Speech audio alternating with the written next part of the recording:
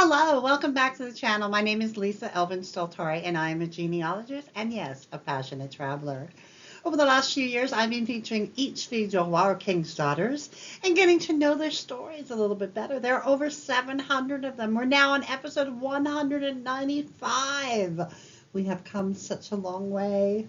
But before we begin this episode, let me show you ways you can support the channel. The first three keep you in the know: subscribe, like, and notify. The next couple of ways are ways to help the channel grow.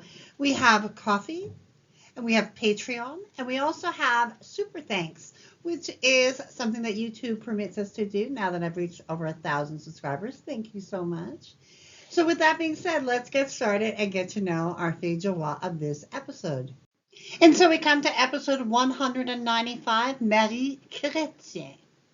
And she is a viewer request. And when I looked at my files, I found the boy next door. This is one of his great grandmothers as well. And one of my genealogy associates that helped me out. This is also her great grandma. So let's have a look at the story of Marie Chretien. So Marie was born in 1655 in the city of Paris, France, in the parish of Saint-Sulpice. Her parents are Anselme Chretien and Anne Bernard. Now let's talk a little bit about the area in Paris that she would have been born in. You'll see on the map on your left, you have Ile-de-France, which I circled. This is the area, the region of Paris and all its suburbs. And then inside of Paris, she is part of the 6th arrondissement, the 6th circle, if you will. You can see that Paris is laid out in circles. This arrondissement is called Luxembourg because it is the cultural and educational areas of Paris. And this particular area is among the most fashionable, and it includes the district of Saint-Germain-des-Prés, which is where our fille du roi of this episode is from. She's from that particular district in the 6th arrondissement. And it particular arrondissement is known for a lot of the cafe society, the intelligentsia. It's also one of the richest districts in terms of the average income. And is really considered more bohemian and intellectual. Obviously, in her time, it probably wasn't that, but I suspect it had the origins of that during the 1650s and the fact that it was near the palace and all of that. The present church is the second building on the site, and it was erected originally during the 13th century. The new one that you see before you on the right, the Saint-Sulpice, was founded in 1646, and it was the Anne of Austria, the queen, who laid the first stone. So you can imagine she's born in 1655. It was a brand new church when she was baptized in it. So just a really, really kind of, a lot of the gals that we have been looking at, les filles du roi, come from this particular area. So if you have a fille du roi, as I do, as many of us do, this is one of the most popular places for them to have come from. So after her father's death, Marie would come to New France on the ship called La Nouvelle France on July 31st, 1670. And she was only 15 years old. Where would she have gone? She would have arrived in Quebec City, traveled down the Three Rivers, and finally emerged in Montreal. So the Maison Saint Gabriel is the name of the house or farm where many of the filles du roi who ended up in Montreal would kind of wait out the period between when they would get married. This Maison Saint Gabriel was founded by the very, very famous Marguerite Bourgeois, who was the founder of the Congregation de Notre-Dame de Montréal, the Notre Dame congregation. She is and was by far the most influential woman in Quebec and certainly Montreal's history. She was born in France in 1620, and in 1653, at the invitation of Paul de Chamezy, she came with him to establish that church and kind of build up its infrastructure. The governor allowed her to use his stable as the first schoolhouse, and this in turn became the first public school in Montreal. Um, in and actually was established in 1663. And she continued her work with the Filles du Roi by using the farm she had purchased on Point Saint Charles to feed the poor and create a source of revenue for the church. So the Filles du Roi would come here and receive instructions on their new lives, including cooking and sewing, and the sisters who were there would oversee the selection of the husbands. Marguerite would continue until her death, creating educational and religious institutions that would help the struggling town of Ville-Marie, which would become one day the mighty Montreal. Marguerite Bourgeois was made a saint in 1982, and she was the very first Canadian woman to be canonized. So this is where Marie would stay. Imagine that. So who was this groom that she would select and who would select her? His name was Paul Perrault de Lagorce. See? He was born in 1645 in the area of France called Mortagne-sur-Gironde, and his parents were Simon Perrault and Marguerite Cerisier. Now, I've circled the region of France, which is Nouvelle-Aquitaine, and he is part of La Charente-Maritime, and that commune, Mortagne-sur-Gironde. The church that he would have been baptized was the Church of Saint-Etienne, Saint Stephen, and it dates from the 12th century. And it borders the banks of the Gironde estuary. This small town was for centuries just a small principality, a title it acquired after the Hundred Years' War, but it ended up losing its principality during that time. It was an important military stronghold, and it also became a leading port in the 18th century. And so now the town that it relies mainly on tourism and remains a relatively active fishing port. And you can clearly see that the city is divided into two distinct into entities. The old city, which is camped on a cliff, is organized around its church and some shopping streets, while the port below is lined with old mills. And you can see on this picture on your left the newer part of the town. And basically, it is just a very, very picturesque and very beautiful part of France. So Paul would arrive, as so many of his compatriots would, in September of 1665 with the Gagne regiment. He was a member of the Petit Company. So he and Marie would find each other fairly quickly. November 4th, 1670 is when they were married. So she was 15, perhaps 16, perhaps she had turned 16 at that time. He was definitely 10 years older than her. This is a copy of their marriage record. So the family would begin on Ile Sainte-Thérèse, which is an island on the St. Lawrence River, right up northeast of Montreal. Beautiful, beautiful place. It was originally founded in 1662 to the son of Pierre Boucher, the governor, Ignace Boucher. The origin of the name Sainte-Thérèse is unknown, but it is thought, perhaps, that it refers to the new queen, Marie-Thérèse, at that time.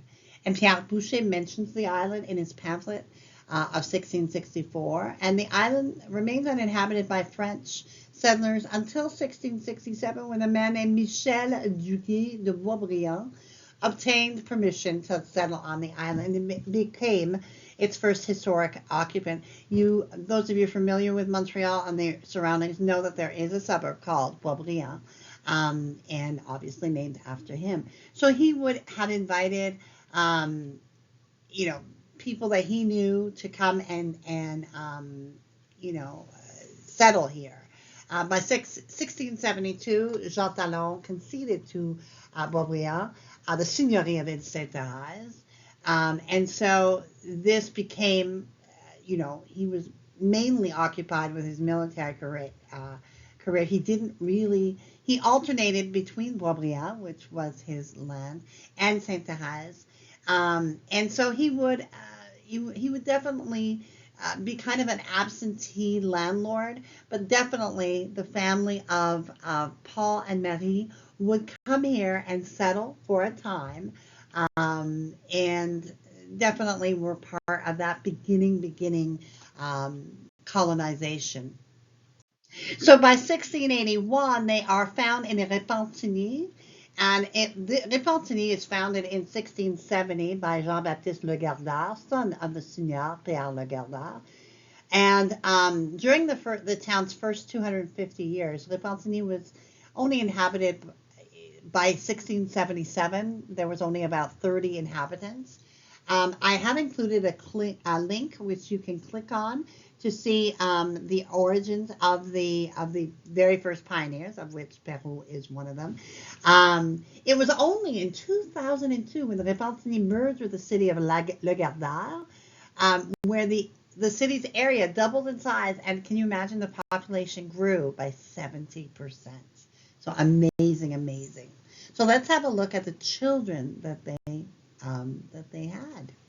So Marie and Paul would end up having 11 children. Let's have a look.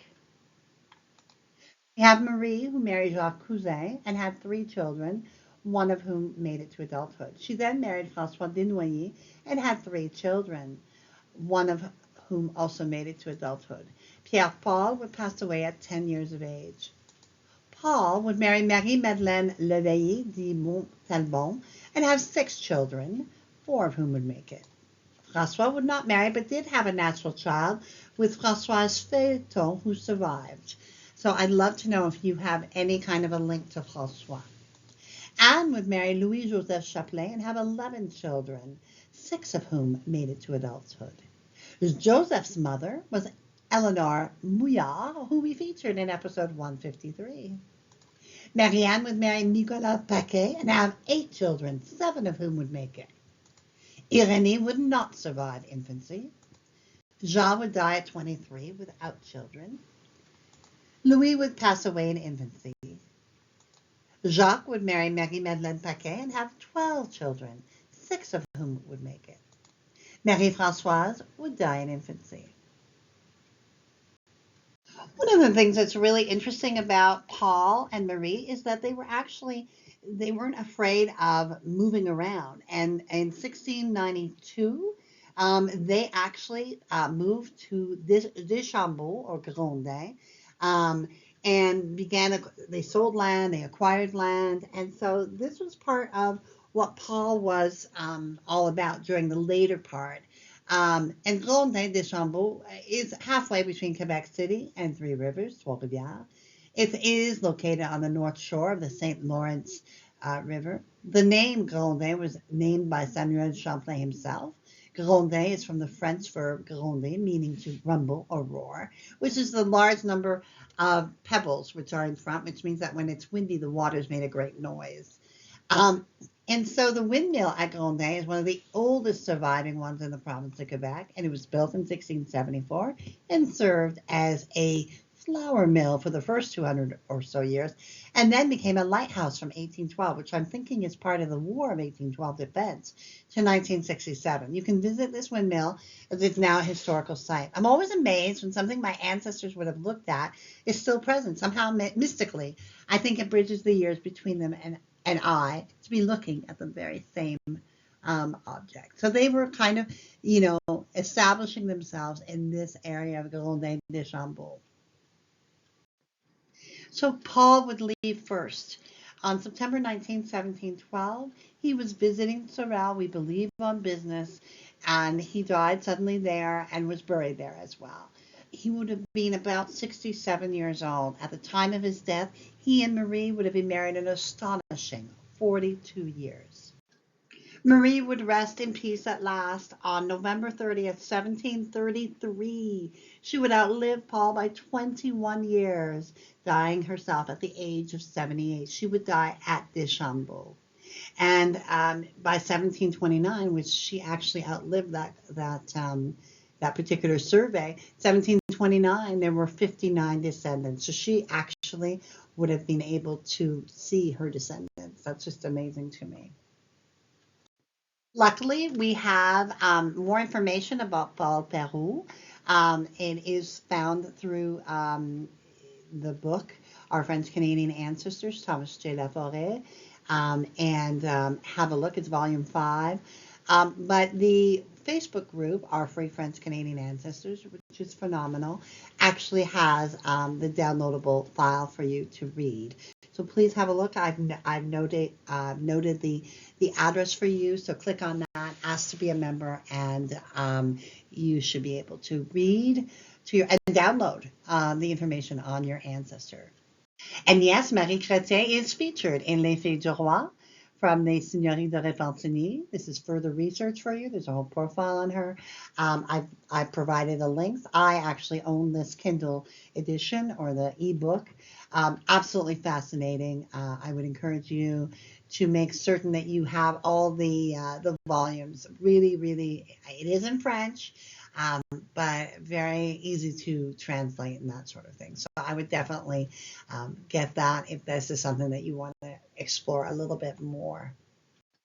Again, I have to give you a lot more research, tools. So we have La Société des Filles du Roi, we have the Quebec Genealogical E-Society, Nos Origines, WikiTree, can't forget about them, the Facebook group, Filles du Roi Descendants, Généalogie Québec, and of course, a new one, Société d'Histoire des Filles du Roi. Those are the people that made that book I just referred you to. So absolutely really good, points of interest for you to join. And please, if any of you have other resources you'd like me to feature, please let me know. I'd love to include them as well. Thank you so much for watching. Marie Chretien was a pioneer in so many different ways, and she left us not with that many descendants, 59, but still, I'm always fascinated to know how many descendants are out there. Obviously, my viewer is one of them. I also want to take a moment to thank my patrons and supporters. Really, really appreciate your encouragement of my work. And we say goodbye, let us pause and think about Marie and how she was this 15-year-old girl who came to New France and established herself with one man. And they were married for over 40 years. And she managed to live till the age of 78, which I just think is remarkable. What a strong, steadfast, courageous woman. And we want to honor her gifts and thank her for making that journey and for making certain that her line and her life made a difference in ours. So thank you so much, Marie. We bless your memory, and we thank you for what you have done. Until I see you next time, au revoir.